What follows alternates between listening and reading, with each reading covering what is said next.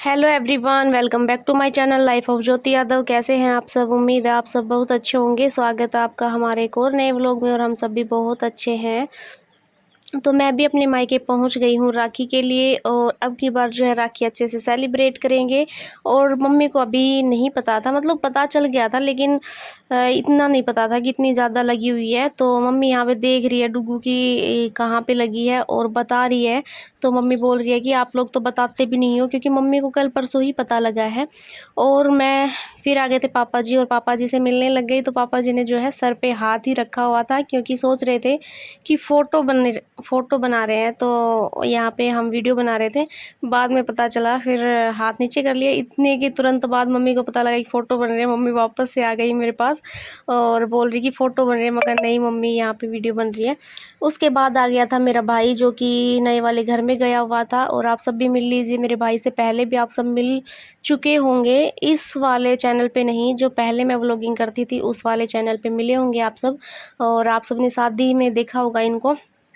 तो ये अभी थोड़ा-सा बिज़ी चला हुआ है, क्योंकि इसका काम का जो प्रेशर है वो थोड़ा-सा ज़्यादा है, क्योंकि हमें थोड़ा-सा जल्दी अपना घर शिफ्ट उधर करना है। तो मिस्त्री जो है वो आने में थोड़ी आनाकानी कर रहे हैं, क्योंकि मिस्त्रियों का होता है ना कि सेम टाइम पे नखरे हो जाते हैं उनके।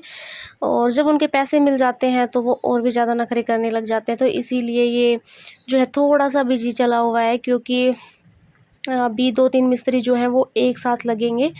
और फिर जो है यहाँ पे मम्मी जो है डुग्गू को आते ही तेल वगैरह लगाने लग गई थी, क्योंकि इसके पैर में जो है बहुत ज़्यादा ही चोट लगी हुई है और थोड़ा-सा घाव सा बन गया है। तो मम्मी मेरे को ही डाँट रही थी कि इतनी लगवा दी, छोटी-सी बच्ची है, ये वो होता है ना मम्मियाँ, तो फिर हमें ही डाँट लगाएँगी इनको लगेगी तो। और हमने कोई जानबूझ के तो नहीं मारा है इसको, बट होता है बहुत बार ना कि बच्चे भी गलतियाँ कर देते हैं, उनकी भी डाँट हमें ही पड़ती है। तो बस मम्मी को जो है थोड़ा-सा मेरे को डाँटा, और परी जो है वो बता रही है अपनी नानी जी को कि कैसे क्या हुआ है। ये मतलब एक्सप्लेन कर रही है कि उस टाइम पे क्या-क्या हुआ था। और फिर जो है उसके बाद मैं बैठ गई थी पापा जी के पास बातें करने के लिए। और मेरा भाई जो है वो कैमरे से छुप रहा है, वो बार-बार देख रहा है कि कैमरा चला हुआ तो नहीं है, क्योंकि उसको आती है शर्म और बहुत शर्मीला है मेरा भाई। और यहाँ पे फिर हम पापा जी से बातें कर रहे थे बैठ के, और वो भी यही बस यही कैमरे वाली बातें चल रही थी कि इसको बंद, वो अभी भी छुप-छुप के देख रहा है कि कहीं चला हुआ तो नहीं है। बट मम्मी जो है वो खातिरदारी में लगी हुई है। पतिदेव जो अंदर बैठे हुए हैं, तो मम्मी चाय वगैरह बना रही है। और उसके बाद जो है अभी मैं सोचती हूँ ना कि अगर जैसे कि हम अब अपने पापा जी से बैठ के बातें कर लेते हैं, शायद हम छोटे बचपन से ही इतनी बातें करते हैं अपने पापा जी के साथ में, तो शायद बहुत सारी बातें ऐसी हैं जो हमारी सुलझी हुई होती और हम बहुत अच्छे से फैसले ले सकते थे। लेकिन उस टाइम पे जो है हम पापा जी से बिल्कुल भी बातें नहीं करते थे। इतना डरते थे कि हम मतलब बोलते तक भी नहीं थे। जब पापा जी होते थे तो हम इतनी दूर होते थे कि इस वाले रूम में पापा जी होंगे और उस वाले रूम में हम, मतलब मम्मी के पास में ज़्यादा रहते थे। इतना डरते थे हम। तो अब जो है, अब तो बहुत हम, जैसे कि शादी के बाद भी बहुत दिन तक हम ऐसे रहे हैं। मेरी शादी के बाद भी बहुत दिन तक पापा जी से मैं मेरी ऐसे मतलब खुल के बात नहीं कर पाई हूँ। लेकिन अभी जो टाइम है ना वो ऐसा है कि मैं अपने पापा जी से सारी बातें आराम से खुल के कर सकती हूँ, उनको अपने सारी चीज़ें बता सकती हूँ। अब जो है डर नहीं लगता है, मतलब लगता है बट इतना नहीं लगता है। जैसे कि बैठ के अभी जैसे मैं बातें कर रही हूँ, ऐसे मैंने कभी पहले बातें नहीं की है।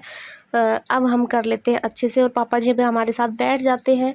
और पहले जो है पापा जी घर पे भी नहीं रहते थे, क्योंकि पापा जी ट्रक चलाते थे। तो बहुत टाइम 1 मंथ तक बाहर ही रहते थे। तो ऐसे इसलिए भी थोड़ा घुल-मिल नहीं पाते थे। और मम्मी बार-बार आ रही है कि बेटा चाय पी लो, ठंडी हो रही है। तो मैंने बोला है कि मैं बाद में पीऊँगी मम्मी जी, आप रख दो। इसीलिए तो अब जो है मेरे को बहुत अच्छा लगता है कि जब मैं अपनी पूरी फैमिली से बैठ के बात कर सकती हूँ, स्पेशली अपने पापा जी से बैठ के उनसे बात कर सकती हूँ। और पहले भी कर सकते थे, लेकिन एक अंदर अलग सा ही डर था। क्योंकि एक तो मेरे पापा जी की आवाज़ जो है वो थोड़ी-सी मोटी है, उससे सभी बच्चे डरते हैं। हमारे गाँव में जो भी बच्चे हैं वो भी डरते हैं, छोटे बच्चे होते हैं। और ये एक मेरे को बहुत मतलब अच्छी बात लगी कि पहले कभी भी पापा जी ने किसी को भी बच्चे को नहीं रखा है, ना ही तेल लगाया है, ना ही उनकी कभी मालिश की है। और डुग्गू ही ऐसी है जिसको पापा जी ने इतना खिलाया है। इसको बचपन से ही खिलाते हैं, बचपन से इसको रखते हैं अपने पास में, इसका जूठा भी खा लेते हैं और इसको आज मालिश भी कर रहे हैं। ये थोड़ी गाइस यहाँ पे मंदिर जाने की तैयारी हो रही है। बत्ती बनाई जा रही है।